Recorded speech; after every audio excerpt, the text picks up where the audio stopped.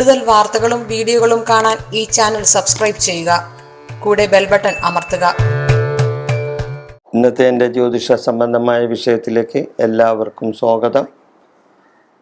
ഹിന്ദു ആചാരപ്രകാരമുള്ള കാര്യങ്ങളാണ് ഞാനിവിടെ പറയുന്നത്. ഭാര്യ ഭർത്തൃ കലഹം, അതായത് ഭർത്താവിൻ്റെ കലഹം, ഭർത്താവിൻ്റെ പിണക്കം എങ്ങനെ മാറ്റാം, അതാണ് വിഷയം. ഭർത്താവിൻ്റെ പിണക്കം എങ്ങനെ മാറ്റാം.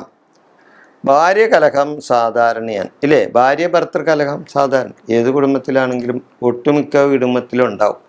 ഭാര്യയും ഭർത്താവും തമ്മിൽ ഒരു സൗന്ദര്യപ്പിണക്കമെങ്കിലും ഇല്ലാത്ത ഭാര്യ ഭർത്താക്കന്മാർ വളരെ കുറവാണ് ഇല്ലേ? നല്ല വിധത്തിൽ ഇരിക്കുന്നവരുണ്ടോട്ടാ, ഇല്ലെന്നൊന്നും പറയാൻ പറ്റില്ല. എന്നാലും ഭൂരിപക്ഷം പേരും തർക്കത്തിലായിരിക്കുള്ളൂ. ഭാര്യ പറയുന്ന ഭർത്താവിന് ഇഷ്ടപ്പെടില്ല, ഭർത്താവ് പറയുന്നത് ഭാര്യയ്ക്ക് ഇഷ്ടപ്പെടില്ല. ഇത് സർവ്വസാധാരണമാണ്. കാരണം രണ്ട് വിവിധ വ്യക്തിത്വങ്ങൾ തമ്മിൽ കൂടിച്ചേരണല്ലേ. അപ്പം പിന്നെ സ്വാഭാവികമായിട്ട് അഭിപ്രായ വ്യത്യാസം ഉണ്ടാവില്ലേ? എന്തിന് ഒരമ്മയുടെ ഒരച്ഛൻ്റെ മക്കൾ തമ്മിൽ ഒരേ ഗർഭപാത്രത്തിൽ ഒരേ അണുവിൽ ഒരേ ബീജത്തിൽ പിറന്ന ജ്യേഷ്ഠാനുജന്മാർ അല്ലെങ്കിൽ സഹോദരിമാർ തമ്മിൽ വാക്ക് തർക്കങ്ങളാണ് ഇല്ലേ? അപ്പം പിന്നെ രണ്ട് കുടുംബത്തിൽ നിന്ന് വന്ന രണ്ട് വ്യക്തികൾ തമ്മിൽ വിവാഹിതയാകുമ്പോൾ തീർച്ചയായിട്ടും രണ്ടുപേരുടെയും വ്യക്തിത്വം ചിലപ്പോൾ രണ്ടും രണ്ടായിരിക്കും. അപ്പോൾ പറഞ്ഞാൽ ഒരാൾ പറയുന്നു മറ്റേ ആൾക്ക് ഇഷ്ടപ്പെടില്ല, അത് സ്വാഭാവികമാണ് ഇല്ലേ? അപ്പം അതിനെന്താണ് ചെയ്യേണ്ടത്? ചില വിട്ടുവീഴ്ചകൾ ചെയ്ത് മുന്നോട്ട് പോകണം. അപ്പോഴാണ് ആ കുടുംബത്തിൽ കുടുംബ ഭദ്രത ഉണ്ടാവുള്ളൂ. ഇല്ലെങ്കിൽ രണ്ടുപേരും വാളും കുരിശും എടുത്ത് അല്ലെങ്കിൽ വാളും പരിചയെടുത്ത് തമ്മിൽ തല്ലി നിന്നാൽ അവിടെ കുടുംബം തകർന്നു പോകും. ആ കുടുംബം തകർന്നു പോകാൻ പിന്നെ വേറെ കാര്യമൊന്നും വേണ്ട. ഭാര്യ ഭർത്താക്കന്മാർ തമ്മിലുള്ള അതല്ല ഇന്ന് എന്തെല്ലാം കാര്യങ്ങളാണ് നമ്മുടെ ലോകത്ത് നടക്കുന്നത് ഇല്ലേ?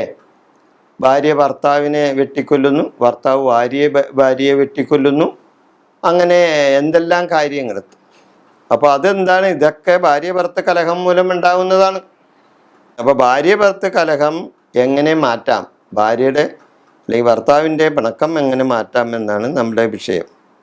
കുടുംബത്തിൽ പ്രശ്നങ്ങൾ പല വിധത്തിൽ വന്നുകൊണ്ടിരിക്കും. ഒരു കാര്യമുണ്ട്, പല വിധത്തിലും പ്രശ്നങ്ങൾ വരും. ഇന്നിൻ്റെ കാര്യം കൊണ്ടാണ് ഒരു കുടുംബത്തിൽ പ്രശ്നം ഉണ്ടാകുന്നതെന്നല്ല. അപ്പം എന്താ ചെയ്യേണ്ട? ആ സമയത്ത് ഒന്ന് താന്നു കൊടുക്കണം. ആരെങ്കിലും ഒരാൾ ഒന്ന് താന്നു കൊടുത്താൽ അപ്പോൾ അവിടെ ആ പ്രശ്നം തീരും. അതല്ല രണ്ടുപേരും കൊത്തുകോഴികളെ പോലെ നിന്നാൽ തീർച്ചയായിട്ടും ആ കുടുംബത്തിൽ കോഴി കൊത്തുകളാ നടക്കുള്ളൂ. കൊത്തി കൊത്തി കൊത്തി ഒരു കോഴി ചാവും ഇല്ലേ? അതാണ് കോഴിപ്പോരെന്ന് പറഞ്ഞ്. കോഴിപ്പോര് കണ്ടിട്ടുണ്ടോ? അങ്ങനെ ഒരു സാധനമുണ്ട്, അത് നിരോധിച്ചിട്ടുള്ളതാണ് സർക്കാർ. എന്നാലും നമ്മുടെ കേരളത്തിൽ വളരെ കുറവാണ്. തമിഴ്നാട് അതിർത്തിയിലൊക്കെ ഇപ്പോഴും ഉണ്ട്. തമിഴ്നാട്ടിലും തമിഴ്നാട് അതിർത്തിയിലൊക്കെ കോഴിപ്പോര് കൊത്തുകോഴികളെ കൊണ്ടുവന്ന് കൊത്തിക്കും. അങ്ങനെ അവിടെ വാതു വെക്കും. വാതു വെച്ച് അതിന് പൈസ ഇടും. അതായത് ചീട്ടുകളി നടത്തുന്നതിന് പോലെ അവിടെ അങ്ങനെ ഒരു പരിപാടിയുണ്ട്. അപ്പോൾ അത് അല്ല ഇവിടെ വിഷയത്തിൽ നിന്ന് മാറുന്നില്ല. അപ്പോൾ ഭർത്താവിൻ്റെ പിണക്കം എങ്ങനെ മാറ്റാം? അപ്പോൾ ഈ ഇങ്ങനെയുള്ള ഭർത്താവിൻ്റെ പിണക്കവും മറ്റ് കുടുംബകാര്യങ്ങളിലുള്ള തർക്കങ്ങൾ ഉണ്ടാകുന്നത് എന്താണ്? കൂടുതലും സാമ്പത്തിക ബുദ്ധിമുട്ടുകളാണ്. അതാണ് ഒരു പ്രധാന കാരണം ഇല്ലേ? സാമ്പത്തിക ബുദ്ധിമുട്ട്, ഒരു കുടുംബത്തിൻ്റെ സാമ്പത്തിക ബുദ്ധിമുട്ടുകളാണ്. ഇഷ്ടംപോലെ കാശും വരുമാനവും ഒക്കെ ഉണ്ടെങ്കിൽ പിന്നെ എല്ലായ്പ്പോഴും പെരുന്നാളും വിഷുവാണ് ഓണമാണ് ഇല്ലേ? പിന്നെ കുഴപ്പമൊന്നുമില്ല, അതങ്ങനെ അഡ്ജസ്റ്റ് ചെയ്ത് മുന്നോട്ട് പോയിക്കോളൂ.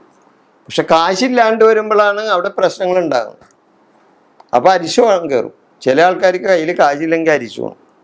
ഭാര്യ പറഞ്ഞതൊന്നും പിടിക്കില്ല. അപ്പോൾ അത് നേരിതുപോലെ തന്നെ ഭാര്യ കയ്യിൽ കാശൊന്നുമില്ല, ഭർത്താവിൽ നിന്നൊന്നും കിട്ടണില്ല. അവനാണെങ്കിൽ കിട്ടണ കാശ് മുഴുവനും കൊണ്ടുവന്ന് കള്ളു കുടിച്ച് കളയണേ അയാൾ, അല്ലെങ്കിൽ നാട്ടിലെ പെണ്ണുങ്ങൾക്കൊക്കെ കൊണ്ടുവന്ന് കൊടുക്കണേ. ഇങ്ങനെയൊക്കെ ചില അഭിപ്രായങ്ങൾ ചില സ്ത്രീ പുരുഷന്മാരിൽ നിന്നുണ്ടാവും ഇല്ലേ? അപ്പോൾ അതൊക്കെ ഒരു സാമ്പത്തിക ചില ബുദ്ധിമുട്ടുകൾ, സാമ്പത്തികം ഒരു പ്രശ്നം തന്നെയാണ്. ഇങ്ങനെ വരുമ്പോൾ നമ്മൾ എന്താ ചെയ്യേണ്ടത്? ഈ ഭർത്താവിൻ്റെ പിണക്കമൊന്നും മാറ്റണമല്ലോ, അല്ലെങ്കിൽ ഭാര്യയുടെ പിണക്കം ഉണ്ടെങ്കിൽ അതൊന്നും മാറ്റണം. എന്താ ചെയ്യേണ്ടത്? ഗണപതിക്ക് ഐക്യമത്യ ഹോമം കൊണ്ട്, ഐക്യമത്യ സൂക്തം കൊണ്ട് ഹോമം നടത്തണം. ഗണപതിക്ക് ഐക്യമത്യ സൂക്തം കൊണ്ട് ഗണപതി ഭഗവാന് ഐക്യമത്യ സൂക്തം കൊണ്ട് ഗണപതി ഹോമം നടത്തണം, ഭാര്യയുടെയും ഭർത്താവിൻ്റെയും പേരിൽ. അല്ലെങ്കിൽ ആ ഗണപതിക്ക് സംവാദ സൂക്തം കൊണ്ട് ഹോമം നടത്തണം. സംവാദ സൂക്തം കൊണ്ടോ അല്ലെങ്കിൽ ഐക്യമത്യ സൂക്തം കൊണ്ടോ ഗണപതി ഹോമം നടത്തണം. ക്ഷേത്രത്തിൽ ചെയ്താൽ മതി, വീട്ടിലൊന്നും ചെയ്യണ്ട. വീട്ടിൽ ചെയ്യണമെങ്കിൽ ഒരുപാട് കാശൊക്കെ വരും, ഇത്രയൊന്നും വേണ്ട. ക്ഷേത്രത്തിൽ ചെയ്യുമ്പോൾ കുറച്ച് കാശ് മതി, നിസ്സാര കാശ് മതി. ഒരു ഗണപതി ഹോമത്തിൻ്റെ പൈസ കൊടുക്കണം, പിന്നെ ശാന്തിക്ക് ഒരു ദക്ഷിണ കൊടുക്കണം, അത്രേ ഉള്ളൂ. അപ്പോൾ അത് ചെയ്താൽ വളരെ നല്ലതാണ്. അതേപോലെ തന്നെ ഗണപതിക്ക് ഐക്യമത്യ എന്തുകൊണ്ട് ലക്ഷ്മി നാരായണ പൂജ നടത്തണം. ക്ഷേത്രത്തിൽ ലക്ഷ്മി നാരായണ പൂജ നടത്തിയാൽ വളരെ നല്ലതാണ്. സ്ത്രീകൾ ശിവശക്തി ഐക്യരൂപിണിയെ നമ എന്ന് 108 പ്രാവശ്യം ചൊല്ലണം. സ്ത്രീകൾ എന്താ ചെയ്യേണ്ടത്? ഓം ശിവശക്തി ഐക്യരൂപിണിയെ നമ, ഓം ശിവശക്തി ഐക്യരൂപിണിയെ നമ എന്ന് നല്ല പോലെ പ്രാർത്ഥിക്കണം, ഭർത്താവിൻ്റെ പിണക്കം മാറിക്കിട്ടാനായിട്ട്. അതേപോലെ തന്നെ സ്ത്രീകൾ പതിവശ്യയന്ത്രം യഥാവിധി പ്രകാരം എഴുതി പൂജിച്ച് ധരിച്ചാൽ വളരെ നല്ലതാണ്. പതിവശ്യയന്ത്രം അതായത് അകന്ന് നിൽക്കുന്ന ഭർത്താവിനെ അടുപ്പിച്ചു കൊണ്ടുവരുക എന്നുള്ളതാണ്. പതി എന്ന് പറഞ്ഞാൽ ഭർത്താവ് ഇല്ലേ? പതിവശ്യ, ഭർത്താവിനെ ആകർഷിക്കാം. അങ്ങനെ പതിവശ്യയന്ത്രം എഴുതി ധരിച്ചാൽ തീർച്ചയായിട്ടും അവിടെ അവർ തമ്മിലുള്ള ഭാര്യ ഭർത്താക്കർ തമ്മിലുള്ള അകൽച്ച മാറിക്കിട്ടും. അപ്പോൾ ഇങ്ങനെയുള്ള കാര്യങ്ങൾ ചെയ്താൽ ഒന്ന് ഗണപതിക്ക് ഐക്യമത്യ സൂക്തം കൊണ്ടോ സംവാദ സൂക്തം കൊണ്ടോ ഹോമം നടത്തണം. അതോടൊപ്പം ലക്ഷ്മി നാരായണ പൂജ നടത്താം. സ്ത്രീകൾ ശിവശക്തി ഐക്യരൂപിണിയെ നമ എന്ന് 108 ചൊല്ല. പതിവശ്യയന്ത്രം എഴുതി ധരിക്കും. ഇങ്ങനെയൊക്കെ ചെയ്താൽ ഭർത്താവിൻ്റെ അകൽച്ച മാറിക്കിട്ടും. വിഷയം ഞാനിവിടെ അവസാനിപ്പിക്കുന്നു. നന്ദി, നമസ്കാരം.